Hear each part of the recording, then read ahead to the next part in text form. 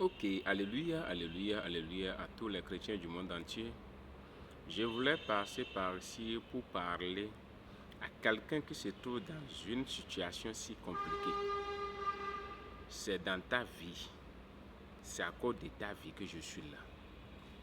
C'est à cause de ta situation que je suis là. Mais je voulais te montrer quelque chose. Et je voulais te faire rappeler certaines choses. Ce que je vais te montrer est celle-ci. Demande à toi, ceux qui ne vivent plus comme toi là, qu'est-ce que toi tu as et ça dépasse la mort?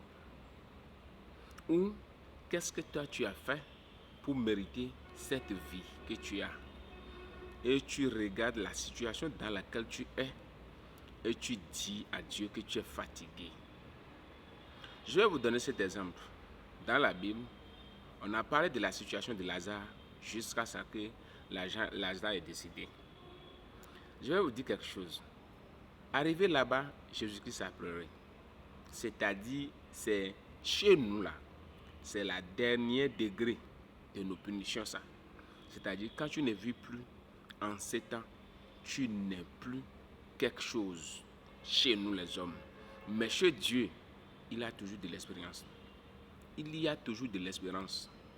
Donc je passe par ici pour te dire, si tu arrives à inspirer et à l'expirer, si tu arrives à se respirer, je te dis, patience. C'est celui qui vit, qui espère. Tu vas penser au Richard. Je vais te dire, dans ce monde, ça arrive, les richards meurent, mais les pauvres restent. Ça arrive, les justes meurent, mais l'injuste reste. Ça arrive, quelqu'un qui est normal décède, mais le fou reste. Ainsi ça arrive, le fou décède et celui qui est bien reste. Ça arrive, celui qui a construit une maison avec des paillotes là, celui qui a construit la paillote là, sa paillote reste là, mais celui qui a l'étage meurt ou son étage s'écroule. Mais qu'est-ce que tu as? La vie, c'est ça, le premier et le premier en tout. Si tu arrives à avoir la vie, rends grâce à Dieu. Parce que le fou mange, le riche mange, le malade mange, celui qui est en bonne santé mange, tout le monde mange.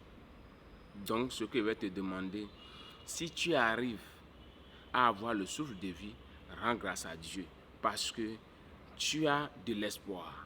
Et je te demande de ne jamais perdre l'espoir. Que le nom de l'Éternel agisse dans ta vie. Merci beaucoup.